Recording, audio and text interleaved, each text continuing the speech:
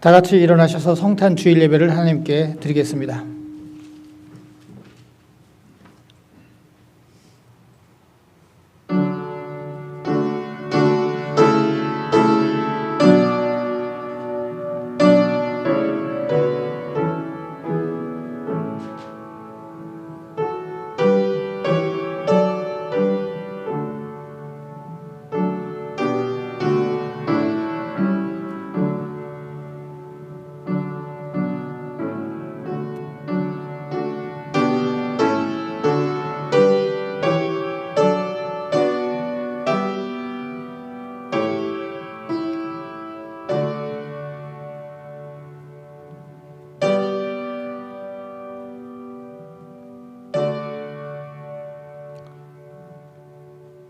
고맙습니다. 주님, 이 성탄 주일에 저희들을 건강하게 깨워주시고 주님 전으로 불러주셔서 주님께 예배하게 하시니 감사합니다.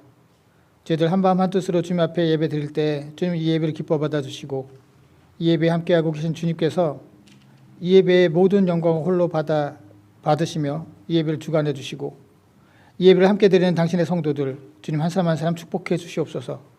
예수님의 이름으로 기도드렸습니다. 아멘. 찬송가 122장입니다.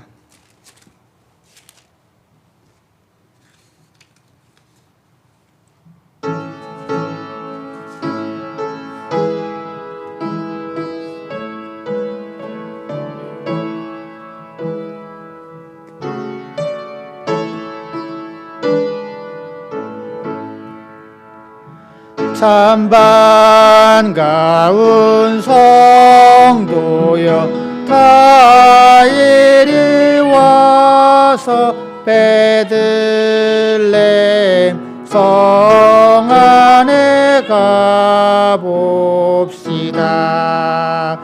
저 구유의 루이스 아기를 보고 엎드려 절하세 엎드려 절하세 엎드려 절하세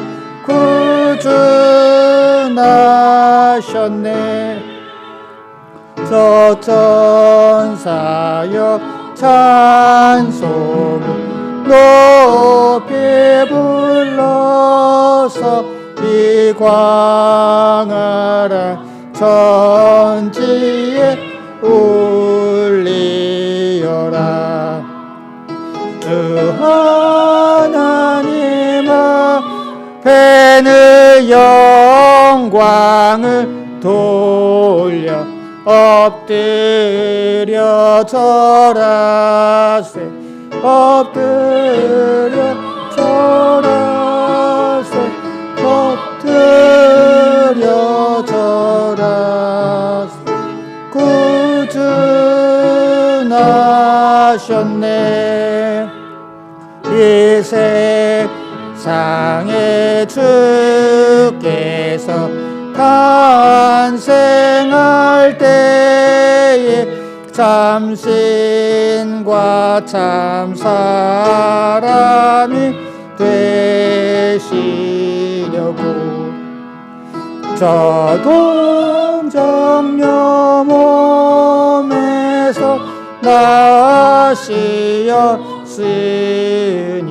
엎드려 절하세 엎드려 절하세 엎드려 절하세 구주 나셨네. 여호와의 말씀이 육신을 입어 날 구원할 구주가 되셨도다.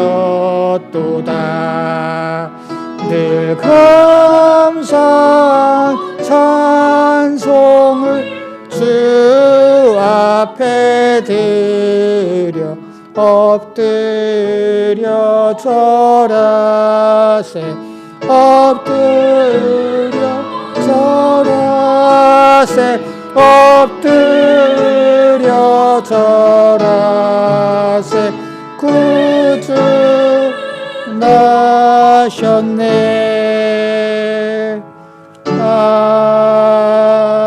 아멘.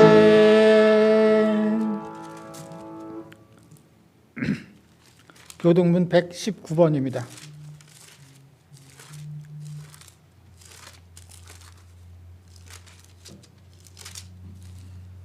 교동문 119번. 여호와의 영광이 나타나고 그것을 함께 보리라. 이는 여호와의 입이 말씀하셨느니라. 베들레헴 에브라다야, 너는 유다 족속 중에 작을지라도 이스라엘을 다스릴 자가 내게서 내게로 나올 것이라. 그의 근본은 상고에 영원에 있느니라. 이는 한 아기가 우리에게 낳고 한 아들을 우리에게 주신 바 되었는데 그의 어깨에는 정사를 메었고 그의 이름은 기묘자라 모사라 전능하신 하나님이라. 영전하시는 아버지라 평강의 왕이라 할 것임이라. 그 정사와 평강의 더함이 무궁하며 또 다윗의 왕자와 그의 나라에 군림하여 그 나라를 굳게 세우고 지금 이후로 영원히 정의와 공의로 그것을 보존하실 것이라. 천사가 이르되 무서워하지 말라. 보라, 내가 온 백성에게 미칠 큰 기쁨의 좋은 소식을 너희에게 전하노라. 오늘 다윗의 동네에 너희를 위하여 구주가 나셨으니 곧 그리스도 주시니라. 아멘. 다 같이 사도신경으로 우리의 신앙을 하나님께 고백드리겠습니다. 나는 전능하신 아버지 하나님 천지의 창조주를 믿습니다. 나는 그의 유일하신 아들 우리 주 예수 그리스도를 믿습니다. 그는 성령으로 잉태되어 동정녀 마리아에게서 나시고 본디오 빌라도에게 고난을 받아 십자가에 못 박혀 죽으시고 장사된 지 사흘 만에 죽은 자 가운데서 다시 살아나셨으며 하늘 오르시어 전능하신 아버지 하나님 우편에 앉아 계시다가 거기로부터 살아있는 자와 죽은 자를 심판하러 오십니다. 나는 성령을 믿으며 거룩한 공교회와 성도의 교제와 죄를 용서받는 것과 몸의 부활과 영생을 믿습니다. 아멘. 자리에 앉아주시기 바랍니다. 이 시간은 지난 한 주간 동안 지었던 우리의 죄를 회개하고 우리의 기도의 제목을 알리는 귀한 시간입니다. 우리 각자 하나님께 기도하시겠습니다.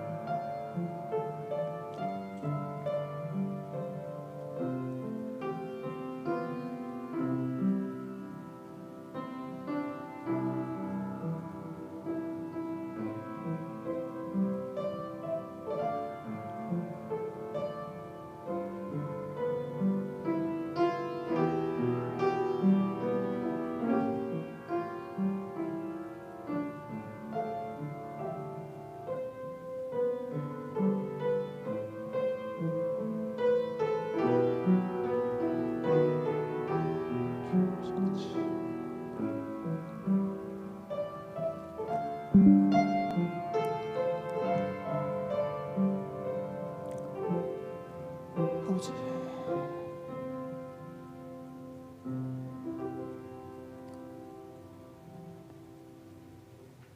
우리를 죄에서 구원하시려고 인간의 몸으로 몸소 이 땅에 오셔서 마침내 십자가에 죽으심으로 우리를 구속해 주신 주님의 은혜를 감사드립니다. 저희들 그 주님의 빛에 비춰봤을 때 저희들의 한 주간의 삶이 여전히 부족하고 어리석고 죄악된 모습이 있었음을 이 시간 깨닫고 주님 앞에 회개의 기도를 드렸습니다. 저희들 불쌍히 여겨주시고 저희들을 용서해 주시옵소서. 또한 아버지 하나님, 저희들 이 시간 개인적인 기도의 제목도 아랬습니다. 우리를 누구보다도 더 잘 아시고 우리의 형편을 누구보다도 더 잘 아시는 주님, 주님께서 선한 길로 인도해 주시고 선한 방법으로 응답해 주실 때 저희도 오로지 주님만을 믿고 따라가는 저희들 되게 하여 주시옵소서. 또한 아버지 하나님, 이 시간 저희들 주님의 말씀을 드리려고 합니다. 저희들의 생각을 깨우쳐 주시고 마음을 열어주시고 듣는 길을 허락해 주셔서 그 말씀이 저희들 마음밭에 떨어져서 우리를 변화시킬 뿐만이 아니라 주님을 닮아가게 하는 생명의 말씀 되게 하여 주시옵소서. 예수님의 이름으로 기도드렸습니다. 아멘. 찬송가 108장입니다.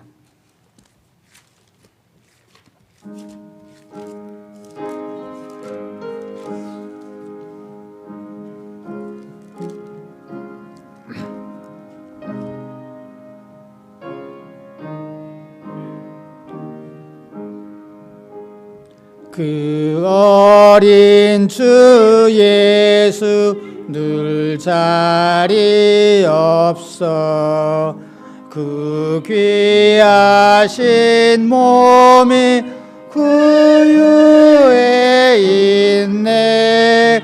저 하늘 별들이 반짝이는데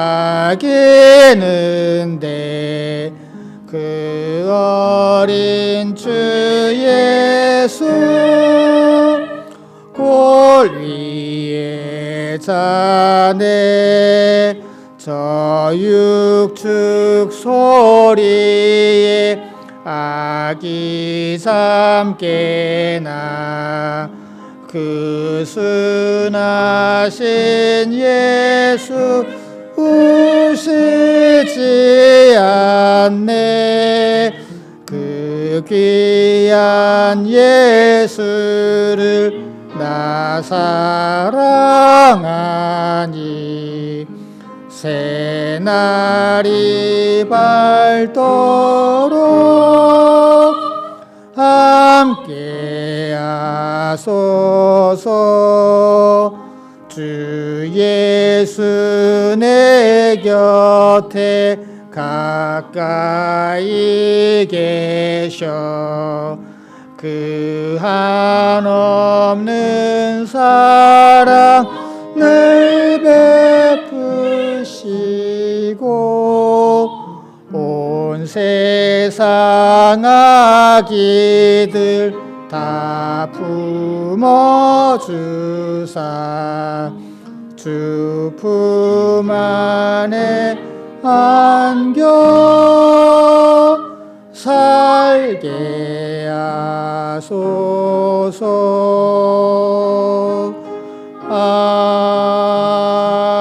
아멘. 말씀 보시겠습니다. 하나님 말씀은 히브리서 1장 1절서부터 3절까지입니다.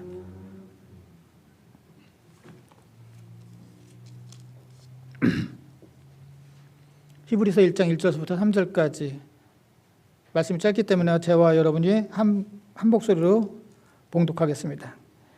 옛적에 선지자들을 통하여 여러 부분과 여러 모양으로 우리 조상들에게 말씀하신 하나님이 이 모든 날 마지막에는 아들을 통하여 우리에게 말씀하셨으니 이 아들을 만유의 상속자로 세우시고 또 그로 말미암아 모든 세계를 지으셨느니라. 이는 하나님의 영광의 광채시요 그 본체의 형상이시라. 그의 능력으로 말씀으로 만물을 붙드시며 죄를 정결케 하는 일을 하시고 높은 곳에 계신 지극히 크신 이의 우편에 앉으셨느니라. 아멘. 자리에 앉아주시기 바랍니다. 오늘은 성탄 주일입니다. 성탄의 은혜와 축복과 기쁨이 여기 계신 모든 분들에게 임하시기를 주님의 이름으로 기원합니다. 기본적인 질문을 드리겠습니다. 성탄절이 무슨 날입니까? 예수님이 탄생하신 날이죠.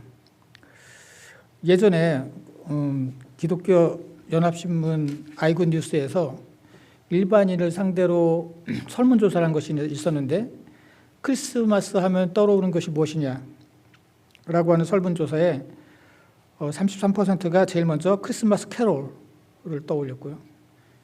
그 다음으로 22%가 산타와 선물을 이야기했고요.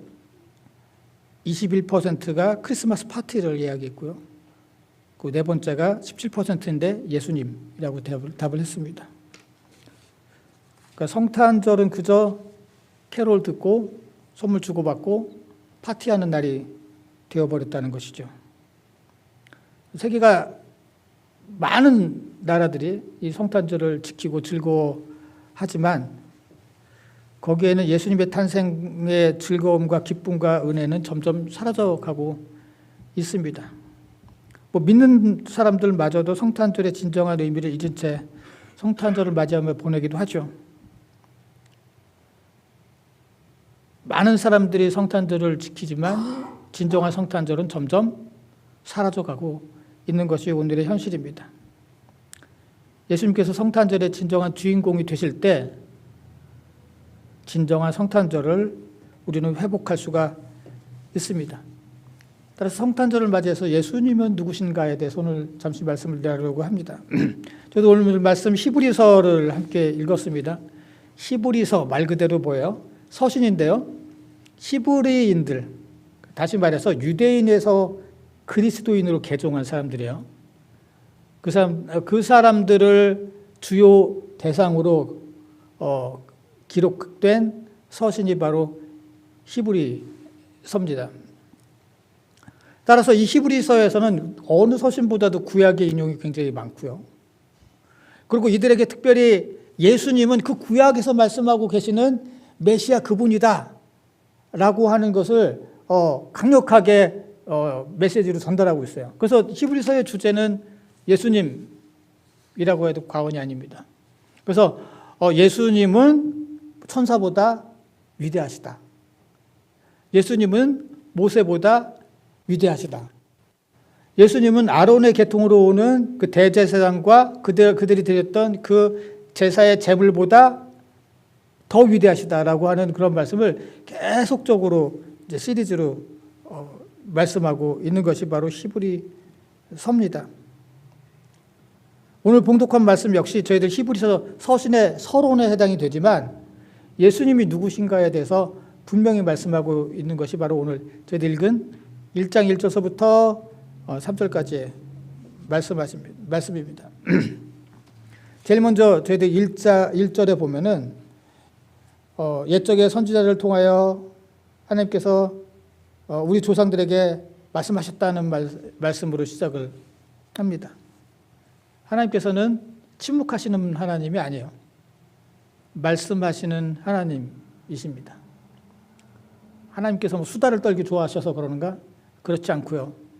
하나님께서는 당신이 말씀하심으로 말미암아서 당신의 뜻이 무엇이고 당신이 누구시며 어떤 일을 계획하고 계시는지를, 그리고 또 우리가 어떻게 살아가기를 원하시는지를 우리에게 말씀해 주고 있는 것이에요. 하나님께서는 창조주이시죠. 우리는 피조물이에요. 하나님과 우리는 엄청난 커다란 어떤 격차가 있다는 것이죠. 우리는 철학적으로도 얘기를 하지만 하나님을 다 알 수가 없어요. 아니, 어쩌면 전혀 알 수가 없을 수도 있어요. 하나님께서 말씀하시지 않으면. 하나님께서는 말씀하심으로 말미암아서 우리를 통해서 우리가 하나님을 깨닫게 하시는 분이시라고 하는 것이죠. 그래서 우리가 하나님을 알고 그리스도를 알고 그 하나님 뜻대로 살아가기를 원하세요. 아니, 왜 그러면은 이렇게 하나님을 알리려고 하고 그리스도를 알리려고 하고 하나님 뜻대로 살아가기를 원하시는가? 우리를 구원하시기 위한 거죠. 한 사람이라도 더 하나님을 알고 그리스도를 알고 그 은혜를 깨닫게 하셔서 우리를 구원하시기 위해서 그렇게 계속 말씀해 주고 계시는 거예요. 그러니까 하나님의 말씀은 곧 다시 말해서 사랑의 말씀이기도 합니다. 그래서 옛적의 선지자를 통해서 말씀하셨다라고 말씀하죠. 여기서 옛적은 구약 시대를 의미합니다. 구약 시대에는 선지자들을 통해서 말씀하셨죠. 그리고 2절에 보니까 예수님 시대에는 그 아들을 통해서, 예수님께서 그 하나님이시니까 그 아들을 통해서 말씀하셨고, 오늘날 우리 시대에는 뭘 통해서 말씀하세요? 성경을 통해서 말씀해 주고 계세요. 우리가 훌륭한 석학이나 혹은 리더들의 그 연설과 강연을 듣기 위해서 때로는 많은 돈을 지불하고 노력을 해서 그 강연을 들으려고 합니다. 그리고 듣고 싶어 하죠. 하지만 그 석학들과 리더와는 비교도 할 수 없는 하나님께서 성경을 통해서 우리에게 말씀해 주고 있어요. 그리고 우리는 그 성경을 통해서 언제든지 그 하나님 말씀을 들을 수가 있습니다. 더군다나 그 석학이나 리더들의 강연 내용은 주로 삶의 지혜가 무엇인가, 성공하기 위해서 우리는 어떻게 살아야 되는 건가, 행복이란 무엇인가에 대해서 이야기들을 하죠. 그러나 하나님의 말씀 그보다도 더 중요한 말씀을 하세요. 우리가 어떻게 구원받을 수 있는가, 우리가 어떻게 영혼을 살릴 수 있는가, 우리가 어떻게 멸망하지 않을 수 있는가에 대해서 절대절명의 아주 중요한 말씀을 우리에게 해주고 계시다는 것이죠. 따라서 우리는 이 말씀을 정말로 귀히 여기고 또 말씀을 잘 우리가 이해하면서 살아가야 됩니다. 옛적부터 선지자를 통해서 말씀하셨다고 하는데, 정말로 옛적부터 선지자를 통해서 하나님께서는 예수 그리스도의 탄생에 대해서 말씀하셨죠. 이사야서 7장 14절 그리고 마태복음 1장 22절, 예수님께서 탄생하신 그 마태복음의 말씀은 바로 이사야서에 있는 말씀이 이루어지신 그 말씀이에요. 이사야서 7장 14절에 있는 말씀을 보면, 그러므로 주께서 친히 징조를 너희에게 주실 것이라. 보라, 처녀가 잉태하여 아들을 낳을 것이요 그 이름을 임마누엘이라 하라. 마태복음 22장 1장 22절부터 23절에서도 이 모든 일이 된 것은 주께서 선지자로 하신 말씀을 이루려 하심이니, 이르시되 보라, 처녀가 잉태하여 아들을 낳을 것이요 그의 이름을 임마누엘이라 하라 하셨으니 라고 말씀하고 있습니다. 자, 이사야는요, 우리가 우리 자주 말씀드리지만 이스라엘이 남북으로 갈라졌죠. 마치 우리나라가 남북으로 갈라져 있는 것처럼 기원전 926년, 그러니까 우리는 믿는 사람들은 기원전이라는 말을 안 쓰고 주후라는 말을 쓰니까, 주전이라는 말을 쓰니까 예수님 전에서 주전 926년에 이스라엘이 남북으로 갈라졌습니다. 그러고 난 다음에 이제 이사야는 남쪽에서 예언했던 그런 예언자예요. 남유다, 위에는 이스라엘이라고 부르고 혹은 에브라임이라고 부르고 남쪽은 유다라고 부르는데, 남쪽에서 예언했던 예언자입니다. 한 주전 742년, 그러니까 북이스라엘이 멸망하기 직전, 얼마 안 돼서 그쯤에 말씀을 전했던 사람이에요. 그러니까 예수님이 탄생하기 740년 전에 이미 예수님께서 탄생하실 것을 말씀을 했단 말이죠. 그리고 그 말씀이 결국은 이루어졌어요. 그 선지자를 통해서 하신 말씀이. 여러분들 중에 여러분의 탄생을 740년 전에 누가 예고한 사람이 있습니까? 없죠. 아무리 위대한 사람이라도 740년 전에 누가 미리 예언한 사람이 없습니다. 그런데 예수님은 이미 옛적부터 하나님께서 말씀하신 그 말씀이 성취된 그 성취의 말씀으로 이 땅에 오신 것이죠. 예수님은 구약의 성취다라는 것을 오늘 알 수가 있습니다. 그러니까 성탄절은 그냥 우연히 일어난 것이 아니에요. 어쩌다 보니 예수님 오셨네? 그냥 무계획 기적적으로 오셨네, 우연히 일어난 것이네가 아니라 이미 오래전서부터 계획되는 하나님의 말씀, 그 9월의 계획 가운데 있었던 그 하나님의 말씀이 이루어진 말씀이라고 하는 것이죠.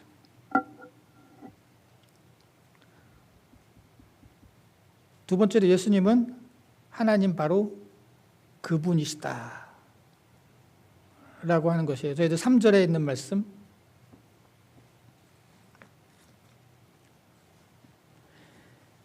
이는 하나님의 영광의 광채시요 그 본체의 형상이라 라고 말씀하고 있습니다. 그래, 뭐 예언 740년 전에 누군가 미리 예언을 했고, 그래서 출생한 아이라고 쳐. 근데 그 한 아이가, 그 한 인간이 태어난 게 그게 대단한 건가? 그냥 한 아이일 뿐인데 그렇지 않다는 거예요. 그 아이는 단순히 한 인간이 아니라 바로 하나님 그분이시다 라고 하는 것이에요. 그래서 오늘 보니까 그 본체, 하나님의 영광이고 또 그 본체, 하나님의 본체의 본체이시다 라고 말씀하고 있습니다. 이게 헬라어로 히포스타시스라고 하는 건데, 그 당시의 철학, 그 당시 사람들의 사고방식, 그러니까 그 당시 사람들의 사고방식과 우리의 사고방식은 달라요. 사물을 인식하는 방법이라든가 사고방식이. 그 당시 사람들은 아리스토텔레스라고 하는 철학자의 철학적으로 사고를 했어요. 아리스토텔레스는 뭐가 있으면 여기 뭐 예를 들어서 뭐 안경이다. 그럼 이 안경 눈에 보이는 것은 뭐 유리로 되고 플라스틱으로 되고 하는 안경인 것 같지만 사실은 이거는 그냥 그것을 나타내는 겉모습일 뿐 진짜는 따로 있다네. 진짜 안경을 안경되게 하는 모습, 진짜는 따로 있다는 거예요. 그 본질, 뭐 substance 뭐 이렇게 얘기를 하죠. 그래서 우리 구약 캐톨릭에서 그 미사를 할 때 그 아리스토텔레스의 그 당시에 그 예배의 영향을, 그 당시 그 헬라 예배식의 영향을 받아서 우리 빵, 떡 할 때 축사를 하면은 빵과 떡은 그냥 모양 그대로 있지만 그 안에 있는 본질이 실제로 그냥 겉으로는 빵이고 겉으로는 포도주 그냥 그대로인 것 같지만 그 안에 있는 진짜 빵을 빵 되게 하는, 혹은 떡을 포도주를 포도주 되게 하는 그 본질이 예수님의 살과 피로 바뀐다라고 하는 것이 이제 가톨릭의 그 미사의 신학적인 생각이죠. 물론 기독교에서는 그것을 하나의 상징으로 보고 있습니다. 오늘 뭐 주제는 그게 아니니까. 아무튼 본질이라고 하는 뜻이에요. 본질. 그러니까 그분은 하나님 그 본질이시다라고 하는, 예수 그리스도는 그 본질. 하나님께서 인간의 몸으로 이 땅에 오신 분이 바로 예수님이시고 그날이 바로 성탄절이에요. 그래서 아까 저희들 7절, 이사야서 7장 14절, 뭐 마태복음 1장 23절에 있는 말씀에서 임마누엘이라는 말씀이 나오잖아요. 임마누엘. 히브리어거든요. 임마누, 우리와 함께 엘 하면은 하나님이라는 뜻이거든요. 엘은 하나님이라는 뜻이에요. 다니엘 하면은 나의 심판, 엘, 하나님은 나의 심판자, 뭐 이런 뜻이에요. 그러니까 여기서 임마누엘은 하나님은 우리와 함께하고 계신다. 하나님께서 이 땅에 인간의 모습으로 오셨기 때문에, 그렇기 때문에 예수 그리스도는 우리와 함께하시는 하나님 그분이시다라는 뜻으로 임마누엘이라고 하는 것이죠. 빌립보서 2장 6절서부터 7절. 그럼 우리가 한 가지, 저희가 예전에 이 말씀을 갖고 설교를 드렸어요. 중요한 게 있어요. 중요한 게. 뭐가 있냐면은, 그러면 하나님께서 그냥 인간의 그냥 모습으로 그냥 오신 거구나. 인간의 모습으로. 인간의 껍질을 쓰고 오신 거구나. 그렇게 생각을 하는 예전에, 지금도 가끔씩, 지금도 있고 많이 오해를 하는데, 그런 분들이 있어요. 하나님은 그냥 인간의 껍데기를 쓰고 오셨어. 하는 거죠. 근데 그게 아니에요. 하나님은 본질적으로, 예수님은 본질적으로 하나님 그분이시지만 또 본질적으로 인간이에요. 본질적으로 또. 그러니까 50% 하나님이 하나님 50% 인간이 아니라 100% 하나님, 100% 인간이는 거예요. 그래서 오늘 저희들 참 신과 참 사람이 되시려고 동정녀의 몸, 그 찬에 딱 맞는 거거든요. 참 하나님이시지만 동시에 참 사람이에요. 근데 예전 사람들은 그렇게 생각하지 못했어요. 이 빌립보서 6장 7절을 오해해가지고 그는 근본 하나님의 본체시나, 여기서도 본체라고 해요. 하나님과 동등됨을 취할 것을 여기지 아니하시고 오히려 자기를 비워 종의, 여기서 형체라고 해서 오해를 우리나라 말로 했는데 원래는 똑같아요. 종의 본체를 가지사 사람들과 같이 되셨다라고 해서 종의 똑같은 하나님의 본체시나 했을 때 그 단어와 똑같은 단어예요. 몰페. 하나님은 100% 인간이자 100% 예수님은 100% 하나님이시자 100% 인간이세요. 돼요. 인간이셨어요. 그리고 그게 안 되면 뭐가 되냐 하면은 예수님께서 십자가에 고통받으신 것도 다 가짜가 돼버려요. 하나님이신데 뭐가 아파? 아니 하나님이 아프시겠어요? 여러분들 생각해 보세요. 하나님이 아프시겠어요? 예수님은 그냥 인간의 껍데기로 오신 건 껍데기만 쓰고 오셨다면은 그냥 인간의 껍데기를 쓴 하나님이라면 십자가에 고통도 못 느끼셨을 거예요. 왜냐하면 인간이 아니기 때문에. 제가 곰에 탈을 쓴다고 해서 제가 곰이 되나요? 그렇지 않잖아요. 원래는 저잖아요, 그냥. 곰의 탈을 쓴 저예요. 마찬가지로 하나님께서 인간의 모습으로 그냥 뒤집어 쓰고서 껍데기만 인간의 모습으로 오셨다면 하나님은 십자가의 고통도 없으시고요. 죽지도 않으세요. 십자가에서 어떻게 하나님이 죽으세요? 이것도 철학적으로 굉장히 오래된 이야기예요. 신이 죽을 수 있는가? 그러니까 하나님은 죽으실 수가 없어요. 영원 무궁하신 분이시죠. 그래서 만약에 하나님께서 그냥 인간의 껍데기만 쓰고 오셨다면 십자가에서 죽지도 않으셨어요. 그렇게 돼버리는 거예요. 그래서 예전에 영주주의나 다른 이단들이 생겼죠. 그러니까 오늘 말씀은 히브리서에서 예수님은 하나님 그분이시고 동시에 인간이시다라고 하는 말씀을 하고 계신 거예요. 예수님은 오래전부터 다윗의 혈통으로 인간으로 오셨지만 한 인간이 아니라 하나님이셨다. 그리고 하나님이셨지만 동시에 인간이셨다는 말씀을 하고 있습니다. 그 성탄절은 하나님께서 완벽한 인간의 모습으로 이 땅에 오신 날입니다. 저희들 3절에 있는 말씀 계속 읽겠습니다. 자, 오케이. 그렇다면은 예수님은 예전부터 선지자를 통해서 내연돼서 오셨던 분이라고 쳐. 그리고 예수님은 그냥 한 아기가 아니라 하나님이라고 쳐. 그러면 다음 나랑 무슨 상관이라는 거죠? 나랑. 오래전서부터 예언돼서 하나님이 인간의 본체로 왔다고 치면은 나랑 무슨 상관인데 근데? 라는 또 질문이 남게 되죠.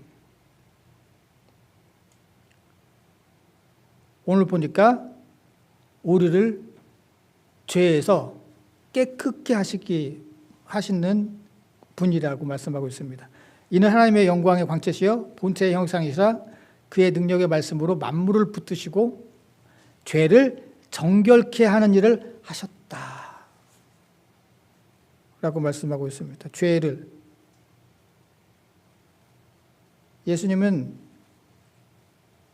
우리를 죄에서 구원하시기 위해서 이 땅에 오셨습니다. 그게 성탄절의 본질이죠. 성탄절은 하나님의 말씀의 성취이고 성탄절은 하나님께서 이 땅에 오신 날이고 그리고 이 땅에 오신 그 예수님은 바로 우리를 죄에서 구원하시기 위해서 오셨다는 거예요. 그리스도인의 시작은 내가 죄인이라는 것을 인정하는 것에서부터 시작을 해요. 거기에 희망이 있는 거예요. 그리고 기독교는 아이러니하게도 신앙이 깊어지고 그리스도와 점점 가까워지고 또 거룩한 삶을 살아갈수록 의로워지는 게 아니라 내가 정말 죄인임을 깨달아 가는 거예요. 하나님 앞에서 의로운 자는 자기가 자신이 죄인이라는 것을 깨닫게 되는 것이에요. 아이러니하도. 그래서 바울은 내가 죄인 중에 괴수다라고 여기까지 얘기를 합니다. 난 다른 사람보다 의로워. 나는 하나님 앞에서 나 의로운 사람이야. 나는 의롭네.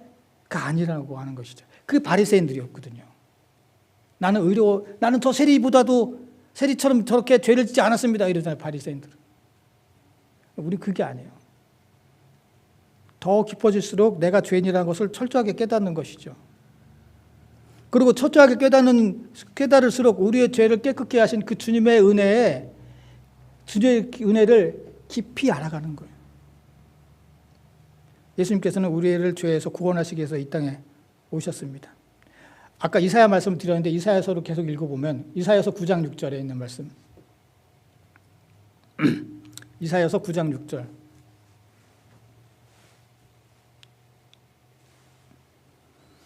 자, 이는 한 아기가 우리에게 낳고라고 이렇게 나왔어요. 그런데 원래 이제 원어 이게 원래 구약은 히브리어로 되어 있으니까요. 히브리어로 보면은 이게 라누라고 하게 되어 있는데 이게 원래 to us라는 말도 되지만 그만큼 또한 for us 우리를 위해라는 뜻도 돼요. 그 둘 중에 어떤 것을 그냥 택하느냐는 그 번역자의 마음이에요. 그래서 원래 요즘 학자들은 이것을 우리에게 낳고가 아니라 우리를 위해서 낳고로 번역을 해야지 옳다고 이야기들 합니다. 그래서 한국에 이제 저희도 개역 성경은 우리에게 낳고라고 하지만 표준 세번역 성경을 보면 표준 세번역은 개신교 학자들이 원어로 해서 한국말로 직접 번역한 성경이에요. 1992년에부터 시작을 했는데 거기는 우리를 위해서 낳고라고 번역을 했고요. 물론 NRSV, New Revised Standard Version도 For a child has been born for us. 우리를 위해서 낳다라고 그렇게 번역을 하고 있습니다. 그러니까 한 아기가 그냥 태어났고 이렇게 해도 되는데 한 아기가 우리를 위해서 낳다라고 하는 것이에요. 예수님께서 이 땅에 오신 것은 그래 구약의 성취고 하나님이 이 땅에 오신 것이고 하지만 그것이 그냥 독립된 나와 상관없는 독립된 사건이 아니라 바로 우리를 위해 오신 날이라는 거죠. 그 성탄절은 예수님께서 이 땅에 오신 날이기도 하지만 그래서 예수님이 주인공이시기도 하지만 우리를 위한 날이기도 합니다. 그러면서 오늘 계속해서 말씀을 하고 있습니다. 그의 어깨는 정사를 메었고 그의 이름은 기묘자라 모사라 전능하신 하나님이시라 영존하신 아버지라 평강의 왕이라 할 것이다. 오늘 이 말씀은요. 이 말씀의 배경은 확실해요. 거의 모든 학자들이 다 동의를 합니다. 뭐냐면은 제가 이사야서를 말씀할 때 가끔씩 언급하는 우리가 시로 에브라임이라는 전쟁이 있어요. 아시리아가 그 당시에 가장 강력한 나라였어요. 아시리아가 그 팔레스틴이나 시나이 반도 다 그쪽 이스라엘이 있던 그쪽 우리가 알고 있는 그 팔레스타인 같은 그 반도 거기를 다 제국으로 점령을 했어요. 아시리아를 이길 수가 없는 거예요. 티글라필라셀이라고 하는 세계사에서도 나오는 그 위대한 왕이 그냥 계속해서 정복해 나가고 있었어요. 물론 북이스라엘도 남유다도 시리아도 다 이 아시리아의 이 지배 아래에 있었어요.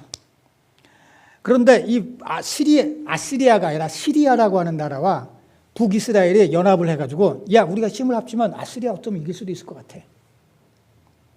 힘 합쳐서 이기자. 근데 우리 둘만은 좀 어려우니까 너희들 남쪽에 유다 있지 남쪽 유다. 걔네들도 동맹에 가입하라고 하자. 그래서 우리 셋이 힘을 모아서 그래서 아시리아와 싸우자 이렇게 됐어요. 그래서 시리아와 그 북이스라엘 동맹이 유다에 가가지고 야 너네도 우리 동맹군에 합류해. 합류하기를 거부하면은 너네부터 칠 거야. 그렇게 얘기를 했어요. 유다가 난리가 났어요. 어떡하냐 막 이제 우리가 살아남으려면은 저 동맹에 가입을 해야 되냐, 아니면은 아시리아한테 가서 쟤네들의 동맹을 사실을 일러가지고 아시리아의 도움을 받느냐, 아니다, 다 못 믿으니까 옛날부터 우리가 전통의 강국이었던 이집트한테 도움을 청해보자, 뭐 막 이랬어요. 그때 이사야는 아무한테도 도움을 청하지 말아라. 이게 다 하나님께서 하시는 일이기 때문에 하나님만 믿어라는 거였거든요. 그런데 유다는 그 말을 듣지 않았어요. 아시리아한테 도움을 청했어요. 쟤네들이 동맹을 해서 당신들을 친대요 라고 이야기를 했어요. 당연히 아시리아가 가만히 안 있죠. 티글라필레셀이 와가지고 시리아를 쳐부수시고 북이스라엘을 쳐부셨어요. 그래서 시리아는 나라 소멸돼 버리고 북이스라엘도 그때 완전히 망해버려요. 그때 그 일이 있고 난 바로 얼마 안 있어서 지금 이 말씀을 지금 하고 있는 거예요. 왜 그런 말씀을 하느냐? 뭐라고 얘기하냐면은 그 어깨에는 정사를 메었고, 이 정사라는 말을 요즘에 잘 안 써가지고 우리가 오해를 하는데, 말 그대로 그냥 통치라고 해요. 통치라는 거예요. 우리가 정치할 때 그 정자고요. 사건할 때 그 사자입니다. 정치를 이야기하는 거예요. 그러니까 그 아기가 있는데 그 아기가 통치자야. 이 말씀을 하는 거예요. 깜짝 놀라는 거죠. 왜냐하면은 유다는 다행히도 아시리아한테 일러서 망하진 않았지만, 아시리아가 야 너네 다행히 이번엔 살려주는데 앞으로 잘해. 우리들한테 나를 섬기고 주인으로 섬기고 나한테 꼬박꼬박 주공을 바쳐야 돼. 나를 주인으로 섬겨야 돼. 라고 했단 말이죠. 그래서 유다는 꼼짝없이 그 티글라필레셀의 아시리아를 섬기는 나라가 되어버렸어요. 살아남은 대신에. 그 와중에 그 일이 있고 난 다음에도 얼마 지나지도 않았어요. 그런데 이사야는 지금 진정한 통치자는 티글라필레셀이 아니야. 진정한 통치자는 누구? 예수 그리스도시야. 메시아 그분이시여. 라고 지금 말씀하고 있는 거 엄청난 이야기거든요. 사람들은요, 눈에 보이는 것을 더 무서워하고요, 눈에 보이는 것에 더 기뻐해요.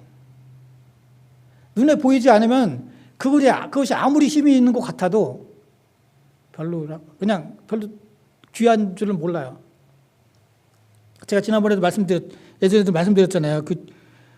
예수님께서 말씀을 전하고 있는데 중풍병자가 있었고 그 친구들이 그 집이 너무 꽉 차 있으니까 못 들어가요. 지붕을 뚫고 이렇게 내려보냈죠. 그 중풍병자를. 그러니까 예수님께서 그들의 믿음을 보시고 너의 죄가 사해졌다 말씀하시니까 거기 있는 사람들이 뭐야 그게. 못 고치니까 일부러 그냥 죄가 사해졌다 이렇게 얘기를 하는 거야. 누가 알아 곧 죄가 사해졌는지 안 사해졌는지. 그리고 자기가 뭔데 죄를 사한다고 그래? 그 죄 사하시는 분은 하나님밖에 없는데? 라고 사람들이 수근수근 거렸어요. 예수님께서 아셨죠. 야 너네들 왜 그런 생각을 하지? 죄를 사해졌다라고 하는 것이 더 어렵냐? 아니면은 일어나서 걸어가라 라고 하는 것이 더 어렵냐? 뭐가 더 어려워요? 당연히 죄를 사는 것이 더 어렵죠. 왜냐하면 일어나서 걸어가는 것은 현대의학도 할 수 있는 거예요. 그러면 현대의학이 죄를 사하냐? 그렇지 않아요. 죄를 사는 것은 그들의 말대로 하나님만 하실 수 있는 거예요. 예수님만 하실 수 있는 거예요. 그런데 그게 눈에 안 보이잖아요. 사람들이 그냥 이렇게 해버리거든요. 그래서 예수님께서 또 일어나서 내 침상을 갖고 걸어가라 했더니 그 사람이 벌떡 일어나서 침상을 갖고 걸어갔어요. 그제서 사람들은 와 박수치면서 오늘 정말 기이한 일을 목격했다라고 하는 거예요. 그 사람들이 얘기하고는 기이한 일은 그의 죄가 용서받은 것이 기이한 일이 아니라 눈에 보이는 그 사람이 일어나서 걸어간 게 그게 기이한 일이라고 얘기를 하는 거죠. 여기도 마찬가지예요. 지금 당장 눈에 보이는 티글라필레셀이 더 무섭죠. 그가 더 진짜로 통치자로 보이죠. 어떻게 오지도 않은 한 아기, 진짜 아까 말씀드렸듯이 740년 후에 나올 그 아기가 통치자라고 누가 생각하겠어요. 그러나 이사야는 진정한 통치자는 눈에 보이는 그 권력이 아니야, 힘이 아니야 라고 말씀하고 있는 거예요. 우리들도 마찬가지예요. 우리들이 살아가면서 진짜 우리들을 좌지우지하는 것이 돈이라고 생각하죠. 권력이라고 생각하죠. 명예라고 생각하죠. 아니면 백이라고 생각하죠. 그게 당장 살아가는데 나한테 더 힘이 돼요. 그래서 그걸 위해서 그게 주인이라고 생각하고 그걸 위해서 쫓아 살아가죠. 인생의 목표가 바로 그것이냐. 근데 사실은 어떤 권력 그 자체로 나쁜 것이 아니니까. 그것은 수단일 뿐이지 목적이 될 수가 없는 것이거든요. 근데 수단이 목적이 되어 버렸어요, 어느새. 그래서 그게 안 되면 인생이 실패했다고 생각. 그게 아니거든요. 오늘 말씀이 바로 그것이에요. 이사야는 눈에 보이는 힘이 진짜 힘이 아니다. 진정한 힘은 하나님으로부터 온다. 그분이 통치자이시기 때문에 그분의 말씀에 따라야 된다. 세상의 힘과 권력에 따라 살아가지 말고 하나님 말씀에 따라 살아가라 라는 말씀을 이사야가 지금 예수님의 오심에 말씀하면서 얘기를 하는 거예요. 그러니까 성탄절은요, 예수님께서 단순히 오셨다 거기서 끝나는 것이 아니라 우리가 깨끗해졌고 따라서 그 은혜로 말미암아 우리가 하나님 말씀대로 살아가야 하는 그것이 선포된 날이기도 합니다. 기묘자라 모사라. 그것도 마찬가지죠. 요즘 잘 안 쓰는 말이에요. 기묘자, 모사 이런. 기묘자라고 하는 것은 놀라운, 이상한 그런 뜻이에요. 펠레라고 하는 히브리어인데 이 말하면 그 히브리 사람들은 딱 떠오르는 말이 있어요. 뭐냐면 출애굽의 홍해를 가른 말씀이에요. 우리도요, 딱 단어들 들으면 떠오르는 일이 있거든요. 송편하면 뭐가 떠올라요? 송편하면은 크리스마스가 떠오르나? 아니잖아요. 그냥 추석이 그냥 떠올라요. 떡국 하면 그냥 우리는 설날이 떠오르는 거예요. 미역국 하면 생일날이 떠올라요. 어떤 단어를 들었을 때 그걸 확 떠오르는 뭐가 있단 말이죠. 히브리 사람들은, 그 당시의 사람들은 우리보다 기억력이 훨씬 더 좋아서 지금은 우리가 기억할 필요가 없어요. 이런 말씀들을 언제든지 유튜브를 틀면은 그냥 성경 말씀이 줄줄줄 내 대신 읽어주고 또 언제든지 성경책을 읽을 수가 있죠. 근데 그 당시 사람들은 그런 문서나 아니면 이런 것들이 귀에서 다 하나하나 외웠어야 돼. 우리 예전에 수학할 때 얼마나 주산하면은 암기력 끝내줬잖아요. 근데 지금 그런 암기력이 없어요. 우리 그런 필요도 없고. 지금 히브리 사람들한테 이 펠레라고 하는 단어가 딱 떠오르면은 출애굽의 홍해 이야기가 떠올라요. 출애굽 15장 11절. 이스라엘 백성들이 홍해를 가르고 홍해를 건너고 난 다음에 이걸 15장은 미리암의 노래 혹은 하나님을 찬양하는 노래로 알려져 있는데 그때 이렇게 해요. 여호와여 신중에서 주와 같은 자가 누구입니까? 주와 같이 거룩함으로 영광스러우며 찬송할 만한 위엄이 어디 있으며 펠레 기이한 일을 행할 자가 누구입니까? 라고 하거든요. 예수님은 아까 말씀드렸듯이 통치자이시기도 하지만 하나님께서 이스라엘을 출애굽의 노예에서 구원하셨듯이 우리를 죄의 종에서 구원하신 그러한 구원자시다라고 하는 고백이 또 거기에 있는 것이에요. 모사라고 하는 것도 이게 원래 카운셀러라고 하는 뜻이거든요. 중보자라고 하는 뜻이거든요. 제가 성경을 다 읽지 않겠지만은 빌립보서 2장 14절에 보면은 그의 그 육체로 말미암아 막힌 담을 허무셨다라고 하거든요. 하나님과 우리 사이에 죄라고 하는 것 때문에 벽이 생겼어요. 그러나 예수 그리스도가 우리를 위해서 죽으심으로 말미암아서 그 막힌 담을 허무시는 중보자 역할을 하셨다라고 말씀하고 있습니다. 그러므로 말미암아서 거기 평강왕이라는 말씀도 나오는데 그래서 하나님과 우리의 막힌 담을 허무셔서 중보자 역할을 하시고 화해를 이루셔서 평강의 왕이 되셨죠. 샬롬의 왕이 되셨습니다.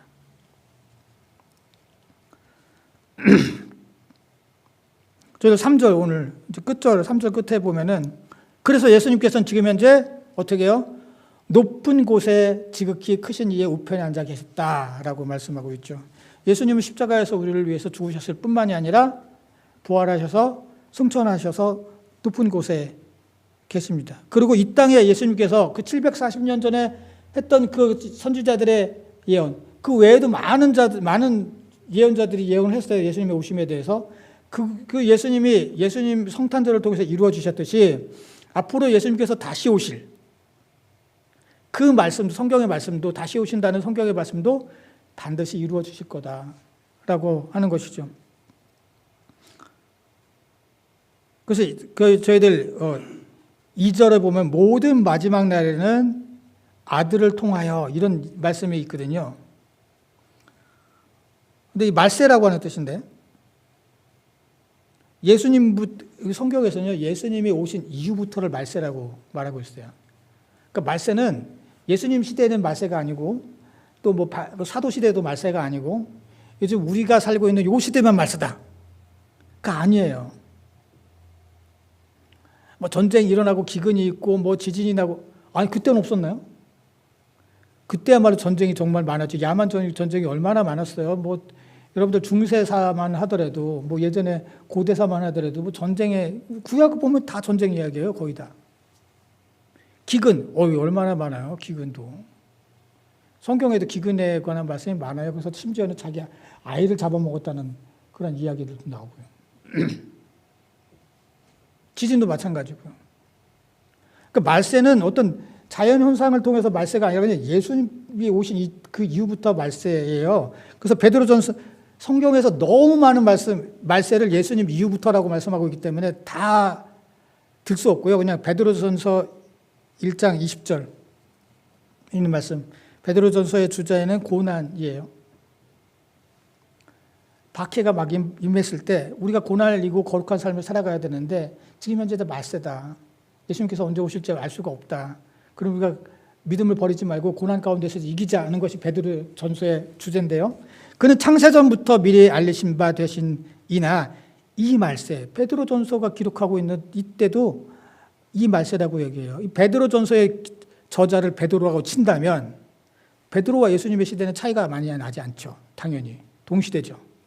베드로는 예수님의 제자니까. 그런데 베드로가 자신의 시대를 이 말세라고 이야기를 하고 있다는 거죠. 그 왜 말세냐? 왜 예수님부터 말세일까? 지금부터 말세라고 하지. 예수님께서 언제 오실지 모르니까. 예수님께서 언제 오실지 그때도 몰랐고 지금도 몰라요. 분명히 다시 오세요. 그러니까 우리는 하루하루 뭐예요? 가장 마지막 날을 살아가고 있는 거예요. 가장 말세를 살아가고 있는 거예요. 언제 오실지 알 수 없기 때문에.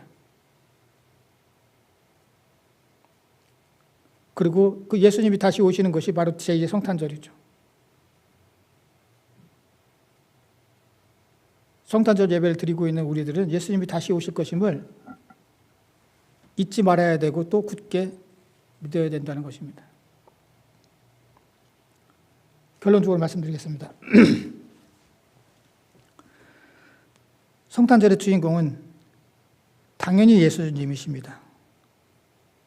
선물도 캐롤도 산타클로스도 아닙니다. 이 기본적이고 당연한 것을 우리는 잊어서는 안 됩니다. 예수님께서 이 땅에 오실 것은 옛부터 말씀해 오신 하나님의 그 말씀이 이루어진 것입니다. 바로 성탄절에 그 말씀이 이루어졌습니다. 성탄절에 탄생하신 예수님은 하나님 그분이십니다. 동시에 인간이셨습니다. 인간으로 오셨기 때문에 우리들이 겪는 그 육체적 고통과 고난, 온갖 고통을 똑같이, 그보다 더 고통과 고난을 십자가에서 당하셨습니다. 그리고 마침내 참으로 십자가상에서 인간으로서 죽으셨습니다. 예수님께서 그런 온갖 고난을 받으신 것은 우리를 죄에서 구원하시기 위한 것이었습니다. 죄에서 구원해서 깨끗게 하기 위하신 것이었습니다. 그리고 그분의 십자가의 죽으심으로 우리는 구속함을 입었습니다. 이 땅에 오신 예수님은 살아계셔서 높은 곳에 계시지만 반드시 다시 오셔서 당신의 참된 성도들을 구원할 것입니다. 말세를 살아가시는 여러분들, 급한 종말론을 얘기하면서 막 두려움을 조장하려고 하는 것이 아니라 우리는 정말로 하루하루 말세를 살아가고 있습니다. 그 긴장감을 놓지 마시고 또한 감사함으로써 성도의 삶을 살아가시는 저와 여러분 될 때에 성탄의 축복이 차고 넘치시기를 주님의 이름으로 기원합니다. 기도하시겠습니다. 고맙습니다. 주님 감사합니다. 죄 많아서 우리의 죄 때문에 죽을 수밖에 없었으나 우리를 멸망의 길로 그냥 두지 아니하시고 인간의 몸으로 몸소 오셔서 우리를 위해서 대신 그 죄값을 치르시고 우리를 구원해 주신 주님의 은혜를 감사를 드립니다. 그 주님이 이 땅에 오신 그 성탄절을 기념하고 감사드리며 저희들 이 예배를 드리고 있습니다. 오늘 그리스도께서 누구신가에 대해서 저희들 말씀을 들었는데 이 말씀을 잊지 않게 하여 주시고 저희들도 그리스도를 닮아가는 저희들 되게 하여 주시옵소서. 예수님의 이름으로 기도드렸습니다. 아멘. 찬송가 109장입니다.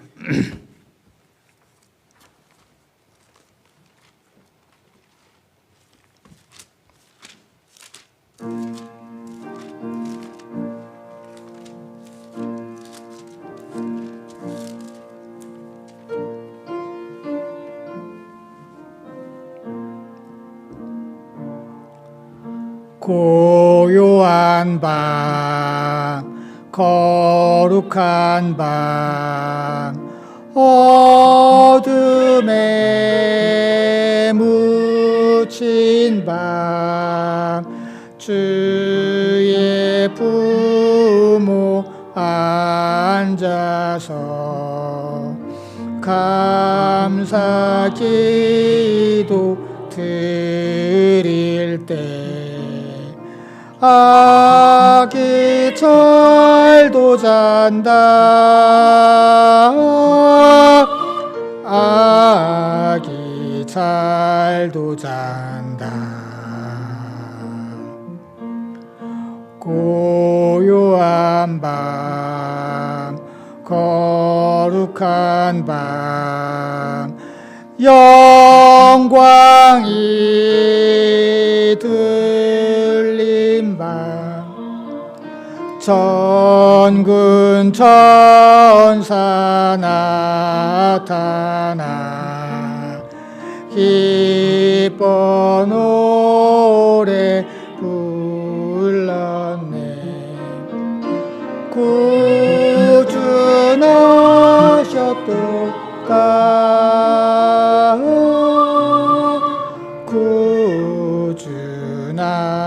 구준하셨도다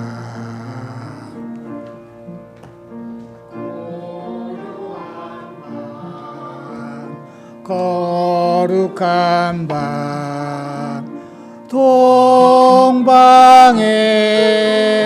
박사들 별을 보고 찾아와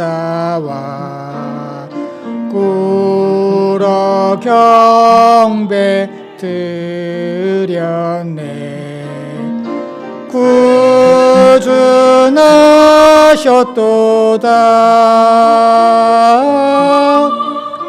구준하셨도다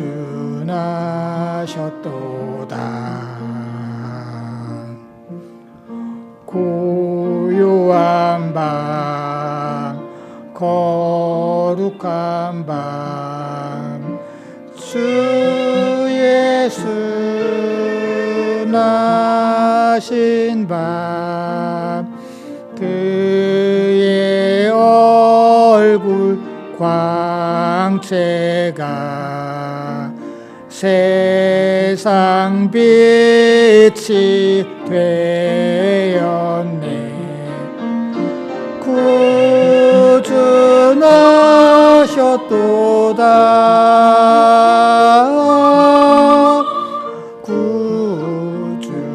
구준하셨도다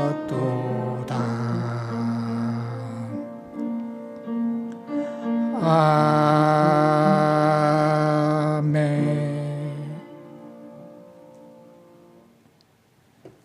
바친 헌금을 위해서 기도하시겠습니다.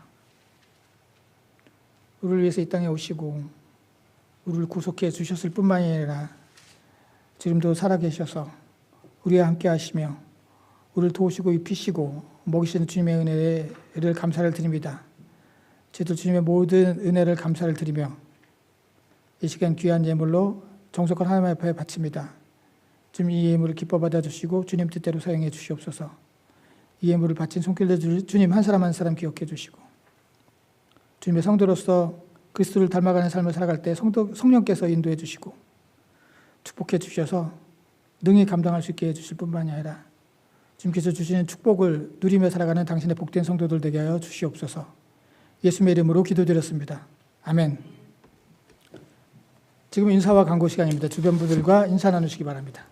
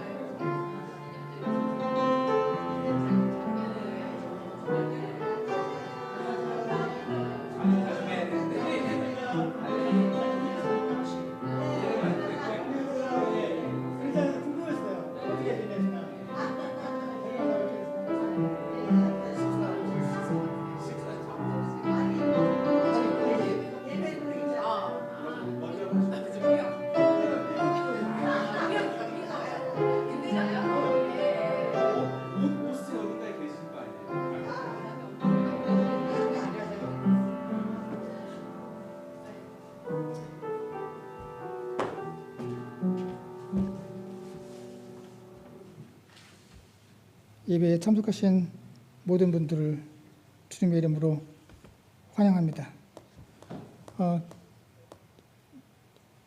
그리고 또 오늘은 성탄주일입니다. 우리 구속하시기 위해서 이 땅에 오신 예수님을 기억하고 모든 가정에 주님의 은혜와 축복이 임하시기를 주님의 이름으로 기원합니다. 특별히 오늘 해리 선생님, 주일학교 선생님이셨는데 선생님 부모님 또 방문해 주셨습니다. 반갑습니다. 2025년 달력이 나왔습니다. 여러분들 예배 후에 그 주보 있는 선반 했으니까 가져가시기 바랍니다. 그리고 제가 저희 교회에서 크리스마스 카드를 준비를 했는데 염사장님, 우리 염경수 성도님 교회를 위해서 그동안 정말 물심양면으로 많이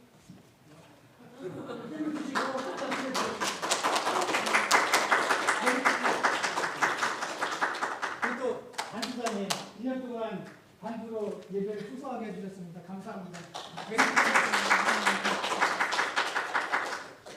신창호 형제의 예배 영상을 통해서 2년 동안 수고해 주셨습니다. 감사합니다.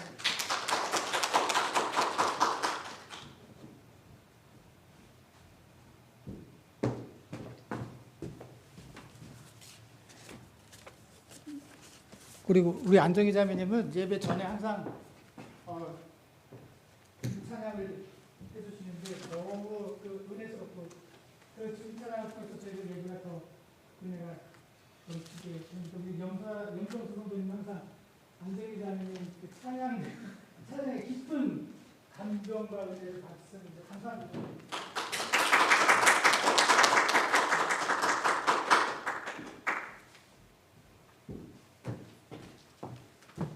모든 분들 메리 크리스마스 되시기 바라고요. 다른 광고 말씀 없으시면 다 같이 일어나서 찬송가 123장 찬송하신 후에 축도로 마치겠습니다.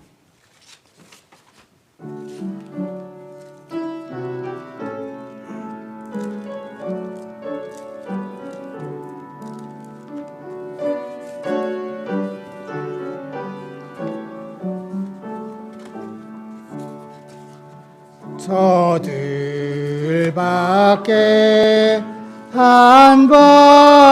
한밤중에 양틈에 자던 목자들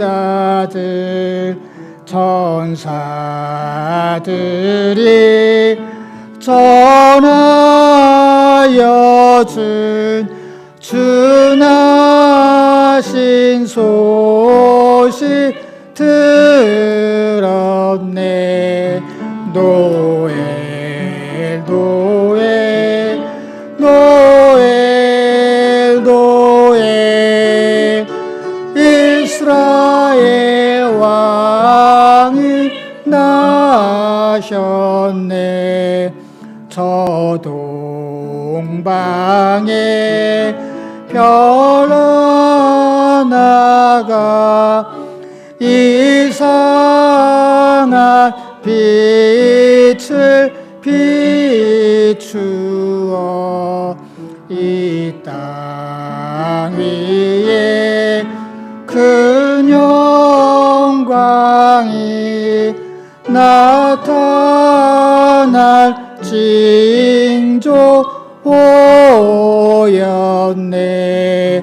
노엘 노엘 노엘 노엘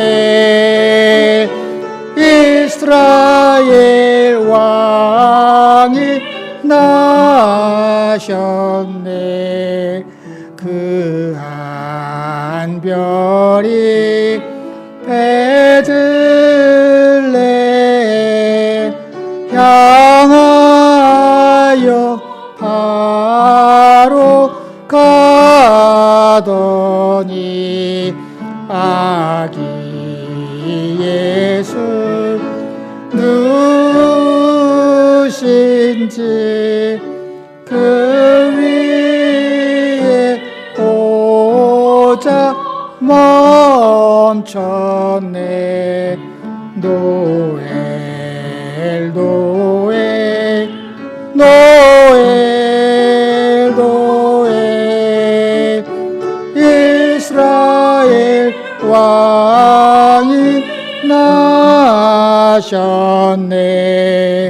서동방에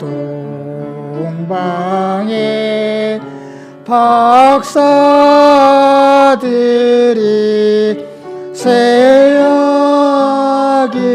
보고 절하고 그 보배하 다 열어서 세 가지 예물 드렸네. 노엘 노엘 노엘 노엘 이스라엘 왕이 나셨네.